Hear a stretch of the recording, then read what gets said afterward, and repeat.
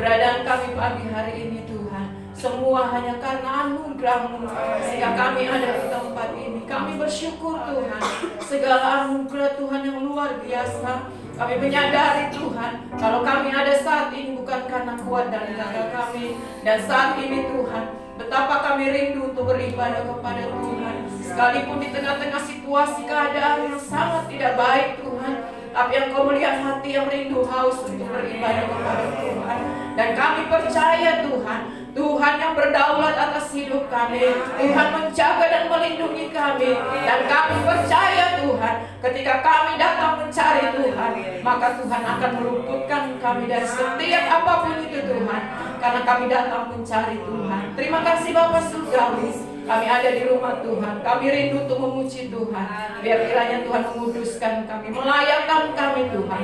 Pimpin ibadah kami dari awal pertengahan sampai pada akhirnya. Biar nama Tuhan yang dipuji dan dipermuliakan. Pengurapan Tuhan atas setiap para pelayan pagi hari ini Tuhan. Tinggal dalam urapan-Mu Tuhan, sehingga dapat menghantar kami masuk dalam hadirat Allah, dalam pujian penyembahan kepada Tuhan. Terima kasih Tuhan, rekan-rekan jemaat Tuhan dalam perjalanan Tuhan pimpin mereka tiba di tempat ini bersama kami, memuji dan memuliakan nama Tuhan. Terima kasih Tuhan, Kami mulaikan ibadah kami dasarkan di dalam satu nama yang ajaib, yaitu di dalam nama Tuhan Yesus Kristus. Haleluya. Amin. Haleluya. Sudah siap untuk memuji Tuhan? Amin. Meskipun kita nggak boleh sentuhan, tapi kalau bergerak boleh dong. Amin. Sudah pada sarapan kan? Belum? Oh sebentar, nanti sarapan di rumah masing-masing ya. Mari kita angkat pujian untuk memuji nama Tuhan.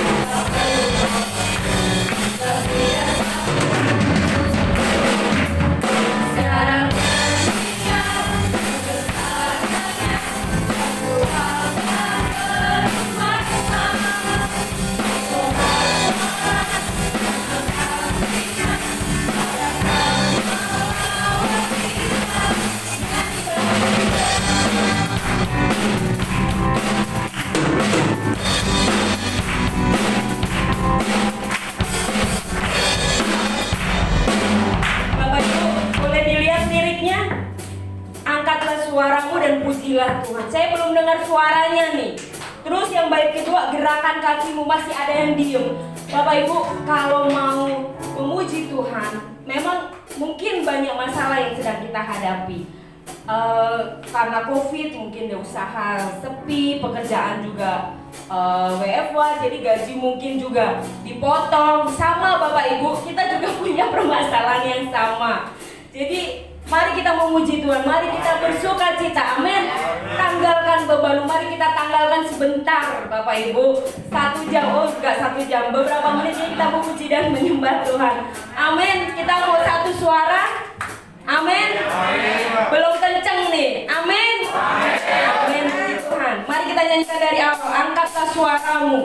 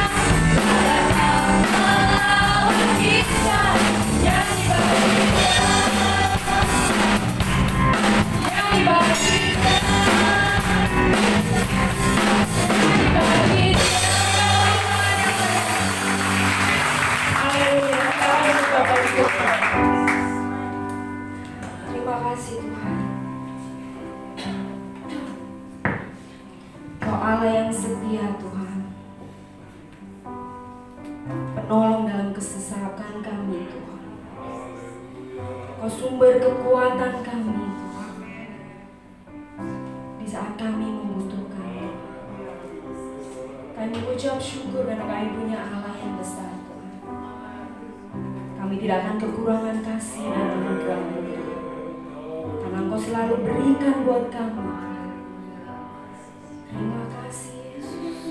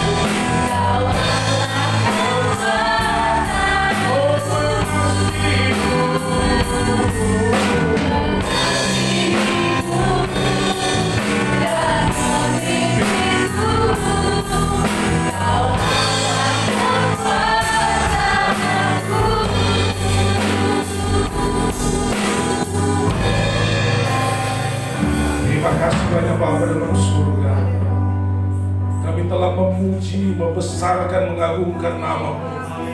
Saatnya kami akan mendengarkan firman-Mu. Berkati kami Tuhan, berkati kami dengan firman-Mu. Biar firman memberikan kekuatan kepada kami, biar firman memberikan sukacita bagi kami, biar firman memberikan pengharapan bagi kami, biar firman akan menolong kami di masa-masa yang sukar seperti ini.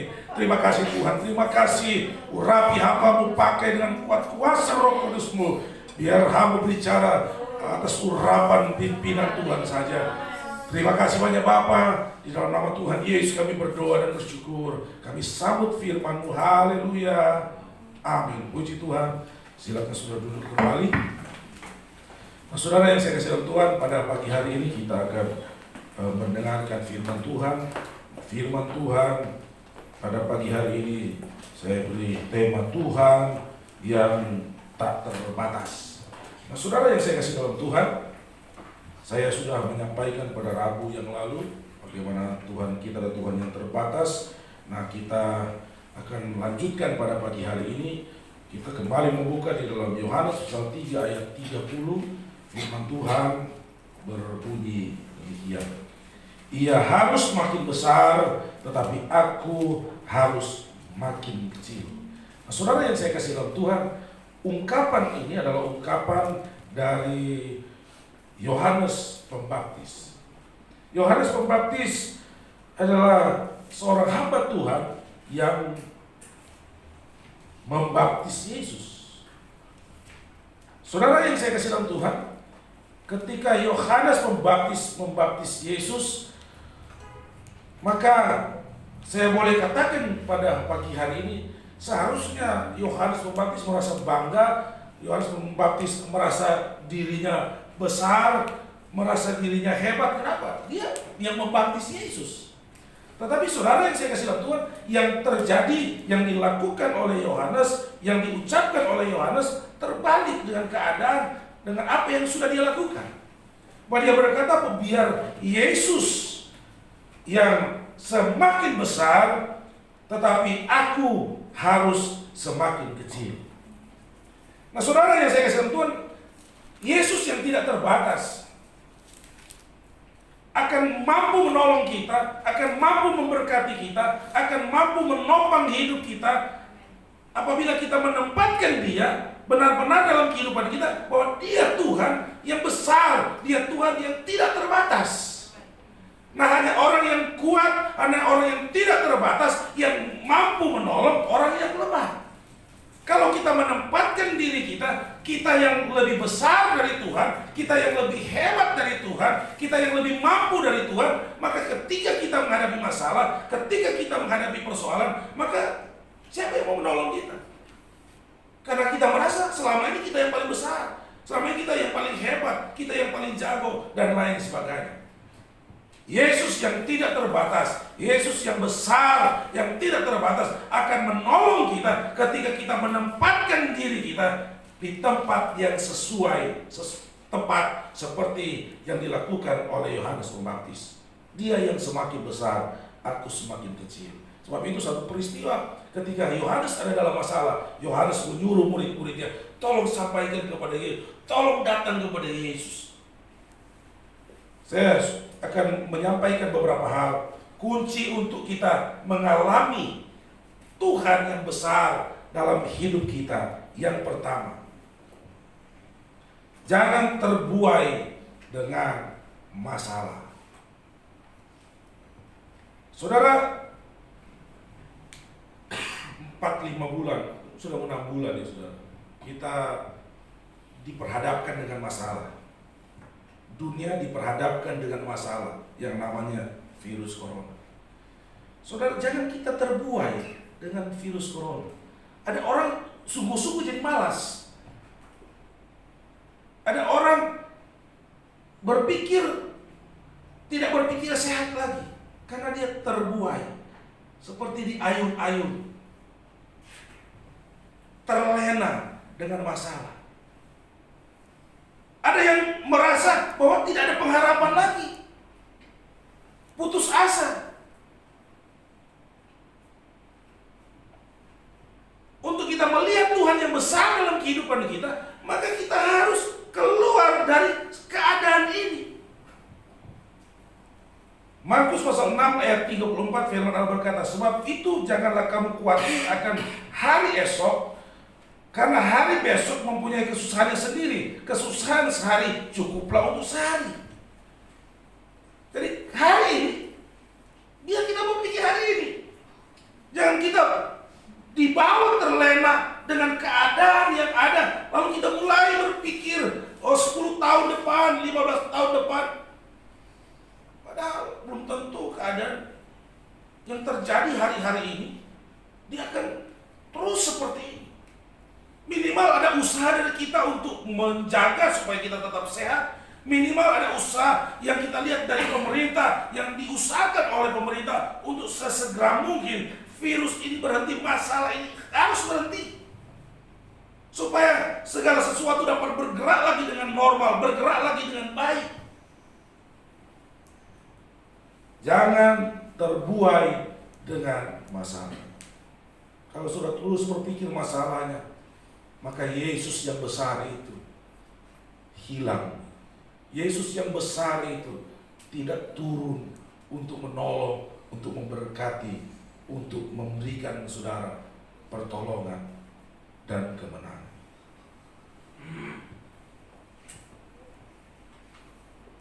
Tuhan kita tidak terbatas seperti pujian-pujian yang sudah kita nyanyikan tadi. Di Allah yang berkuasa. Kita mau katakan di Allah yang hebat. Di Allah yang tidak terbatas. Hanya Tuhan yang berkuasa untuk menolong kita. Hanya Tuhan yang berkuasa untuk memberkati kita. Oleh sebab itu, mari kita jangan dibungkus, jangan terbawa dengan situasi yang ada, lalu kita melupakan Tuhan yang besar, yang berkuasa untuk menolong kita. Mari kita mau terbuai justru dengan firman Tuhan. Kita bawa hidup kita untuk mengalir bersama dengan Tuhan, mengalir bersama dengan kebesaran Tuhan dalam hidup kita. Kita bawa terus hidup kita, saudara. Datang bertubi-tubi persoalan yang ada, masalah yang ada, kita tidak akan mengalir dalam persoalan tersebut, tapi kita membawa hidup kita mengalir di dalam hadirat Tuhan, mengalir di dalam kasih karunia Tuhan. Dan di situ kita akan melihat Tuhan yang tidak terbatas, Tuhan yang besar itu akan menolong dan akan memberkati kita, akan mengangkat kita.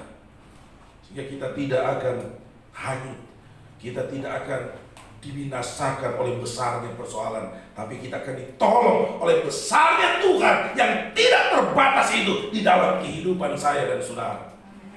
Yang kedua, kita akan lihat untuk menikmati, untuk merasakan Tuhan yang besar, yang tidak terbatas dalam hidup kita. Jangan terpengaruh dengan perkataan orang. Berapa banyak saudara yang nonton TV yang akhirnya tambah stres karena lihat, oh Tuhan Yesus, itu virus corona sudah banyak, sudah mau 100.000. Secara umum di dunia sudah sekian juta. Makin hari makin bertambah.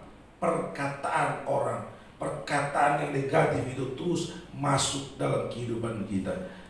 Maka perkataan yang negatif itu, perkataan yang buruk itu akan membesar dalam hidup kita, sehingga Tuhan kita yang besar akan ditutupi oleh persoalan yang ada. Tuhan tidak pernah berubah. Tuhan kita adalah Tuhan yang berkuasa untuk menolong. Tapi yang dapat membuat Dia tidak menolong kita ketika kita tidak menempatkan Dia pada tempat yang sesungguhnya. Mari lihat Tuhan yang besar. Tapi dulu di sana makin banyak itu persoalan. Kita mau katakan Tuhan kita lebih besar dari persoalan yang ada. Ini sampai di pelosok-pelosok, ini penyakit sudah merajalela. Tuhan saya, Tuhan yang lebih besar dari apa yang ada. Kita pengaruhi hidup kita dengan perkataan-perkataan yang positif. Pengaruhi hidup kita dengan kebesaran Tuhan. Tapi Tapi jangan saudara saking sok rohani, merasa Tuhan kita besar, lalu saudara dengan semena-mena tidak menjaga kebersihan, dengan tidak menjaga kesehatan, lalu saudara merasa enggak masalah, saya pergi di tempat di mana orang dirawat dengan virus yang ada, saya pergi lalu pasti saya tidak apa-apa. Itu cari pencobaan, saudara. Kita harus juga menjaga. Tuhan juga kasih hikmat kepada kita. Kalau kita tahu itu berbahaya, janganlah kita pergi.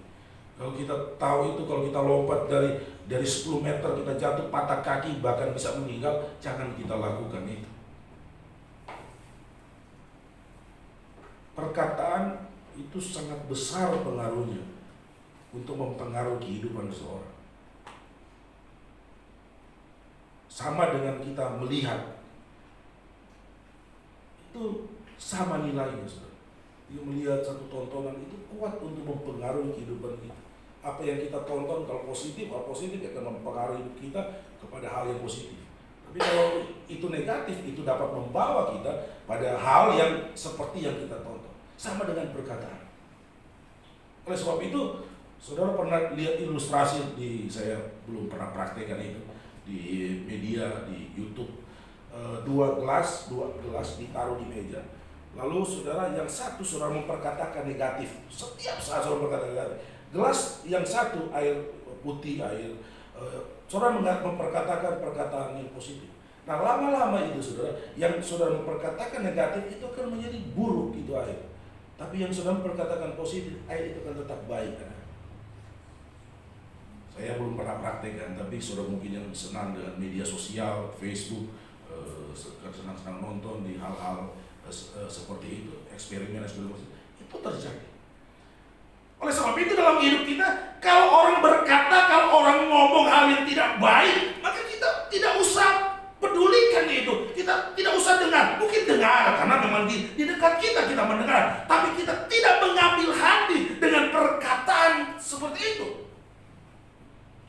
Matius pasal 5 ayat 11 dan 12. Berbahagialah kamu jika karena aku kamu dicela dan dianiaya, dan kepadamu difitnahkan segala yang jahat. Bersukacita dan bergembiralah karena upahmu besar di surga, sebab demikianlah juga telah dianiaya nabi-nabi yang sebelum kamu. Firman Allah berkata, berbahagialah kamu jika karena aku kamu dicela dan dianiaya. Saudara, yang saya kasih kamu, kita tidak terpengaruh dengan apa yang orang lakukan, apa yang orang katakan kepada kita. Sebaliknya, kita mau bersukacita. Kita mau membawa hidup kita dengan hati yang gembira. Kita membawa hidup kita dengan penuh kesukaan, kegembiraan setiap saat, di setiap waktu. Sehingga orang yang akan capek sendiri, ngapainnya saya ngomong-ngomong saya, dia tidak pernah peduli, dia tidak pernah ambil hati. Kalau orang yang suka mengambil hati dengan perkataan orang, itu biasanya itu senang dibully. Tapi kalau orang dibully, nggak peduli dia, ketawa aja. Maka orang akan capek sendirinya. Mungkin saudara pernah berteman di sekolah, lihat ada orang dibully sakit hati, pulang nangis, lapor papa mamanya. Waduh, tadi saya disakitin di sekolah, teman-teman mengatain saya dengan macam-macam. Itu hidupnya biasa, susah dapat teman, curigaan aja. Tapi sudah mau ketemu orang dibully, dikomongin apapun juga, sudah dijelek-jelekin, nggak ada, dia ketawa aja pulang. Bahkan bulian orang dia cuma ketawa, dia balik ngeledek. Nah, ini firman Allah, berbahagialah kamu. Tapi dalam hal positif, dalam hal rohani, firman Allah, berbahagialah kamu jika karena aku kamu dicela dan dianiaya, dan kepadamu difitnahkan segala yang jahat. Enggak apa-apa, ngomong aja. Yang penting saya tidak pernah melakukan apa yang diomongin ke saya. Tenang saja, sukacita saja. Puji Tuhan, Tuhan itu luar biasa. Tuhan lebih besar aniaya daripada apa yang saya alami. Tuhan diludahi, Tuhan ditampar, Tuhan dimahkotai duri, apalagi cuma saya. Oh, Tuhan itu luar biasa, Tuhan menolong saya. Itu saja saudara. Kok susah saudara? Gak perlu susah. Yang ketiga, Jangan terintimidasi dengan pikiran negatif atau kekhawatiran. Untuk kita merasakan, mengalami Tuhan yang besar dalam hidup kita. Ini dari pribadi, kalau tadi dari orang lain, sekarang dari dalam. Kita jangan terintimidasi dengan pikiran kita sendiri tentang kekhawatiran, tentang hal-hal yang negatif.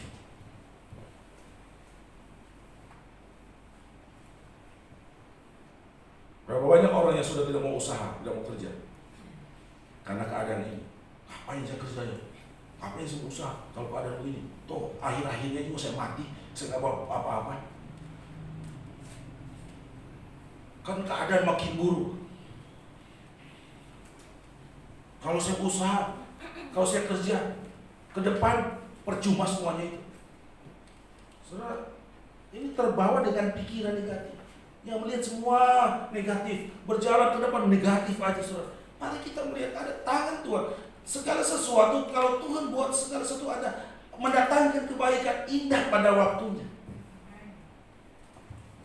Matius pasal yang ke-6 ayat 25, 31 sampai 34 kita baca. Karena itu aku berkata kepadamu, janganlah khawatir akan hidupmu, akan apa yang hendak kamu makan atau minum, dan janganlah khawatir pula akan tubuhmu, akan apa yang hendak kamu pakai. Bukankah hidup itu lebih penting daripada makanan, dan tubuh itu lebih penting daripada pakaian? Sebab itu janganlah kamu khawatir dan berkata, apakah yang akan kami makan, apakah yang akan kami minum, apakah yang akan kami pakai. Semua itu dicari bangsa-bangsa yang tidak mengenal Allah. Akan tetapi Bapakmu yang di surga tahu bahwa kamu memerlukan semuanya itu. Tetapi carilah dahulu kerajaan Allah dan kebenarannya, maka semuanya akan ditambahkan kepadamu. Saudara yang saya kasih dalam Tuhan, firman Allah coba menjelaskan tentang kekhawatiran. Dalam ayat yang kita tidak baca, firman berkata, lihat burung-burung di udara saja tidak menanam, tidak menabur, tetapi mereka dipelihara oleh Tuhan. Mereka bisa makan, mereka tetap hidup oleh karena ketersediaan makanan. Lihat itu bunga di padang, dia tidak meminta. Tetapi Salomo dengan segala keindahannya, dengan segala kemewahannya, tidak memakai baju seindah bunga di taman. Firman Allah berkata, semua yang kamu khawatirkan itu dicari bangsa-bangsa yang tidak takut akan Tuhan, yang tidak mengenal Tuhan. Tetapi kepada kamu, Allah tahu bahwa kamu membutuhkannya, dan Allah akan menyiapkan, Allah akan mengadakannya bagi kamu. Itu Tuhan yang besar. Kita belum minta saja Tuhan sudah tahu. Kita belum memohon saja kepada Tuhan, Tuhan sudah tahu kebutuhan kita. Sehingga ketika kita memohon, maka dengan cepat Tuhan akan melakukan, dengan cepat Tuhan akan memberikan kepada kita. Karena dia sudah tahu sebelumnya. Dia mengerti dan sangat mengerti. Tuhan yang besar dan tidak terbatas sampai hari ini ada di tengah-tengah kehidupan kita. Sebab itu saudara yang saya mari kita tetap berpegang pada janji firman Tuhan. Keadaan boleh tidak baik, saudara, tapi kita percaya dalam kondisi-kondisi seperti inilah kuasa Tuhan, penyertaan Tuhan kita dapat rasakan. Orang akan berkata saya ditolong oleh Tuhan ketika dia ada masalah, lalu dia bisa lolos dari masalah yang ada. Saya di kampung saya, saudara, kalau Pak Hekson katakan kemarin belum ada, sekarang katanya ada. Tapi saya juga bingung, saudara, apakah benar atau cuma rekayasa semata. Tetangga saya, tetangga depan rumah saya, saudara, dia jatuh, dia bawa ke rumah sakit, kata dokter di rumah sakit pertama dia pecah pembuluh darah di otak, dan disarankan oleh dokter rumah sakit bawa pulang saja karena tidak ada harapan hidup. Tapi oleh keluarga dirujuk ke rumah sakit yang besar di Kota Manado. Cukup jauh dari kami ke Kota Manado, 40-an kilo lebih, 40-50 kilo.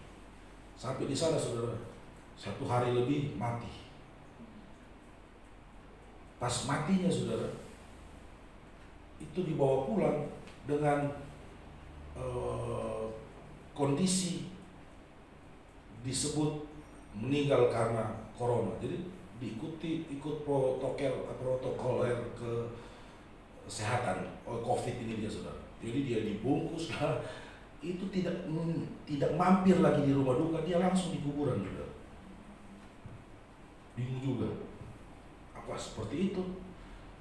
Di satu sisi bagus juga, saudara, karena tapi bagi keluarga mungkin sangat menyakitkan. Kenapa? Karena tidak sempat melihat, tidak sempat lagi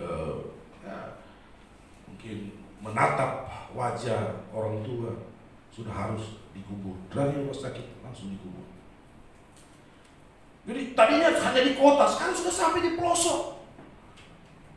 Tapi firman Allah, jangan takut, jangan kita diganggu dengan pikiran-pikiran negatif, jangan kita diganggu dengan kekhawatiran yang ada. Kenapa? Karena ada Tuhan yang besar yang akan menolong kita. Bahkan apa yang kita pikirkan, apa yang kita butuhkan, Tuhan sudah tahu dari surganya yang kudus, dan Dia akan memberikan kepada kita. Tapi yang Tuhan mau kita lakukan, carilah dahulu kerajaan surga, atau hiduplah dahulu sesuai dengan firman Tuhan, dengan kebenaran firman Tuhan. Kita cari firman Tuhan, hidup sesuai firman Tuhan, kita menemukan dan kita akan mendapatkan Tuhan yang besar yang akan beserta dengan kita, yang akan menolong kita, yang akan memberkati kita.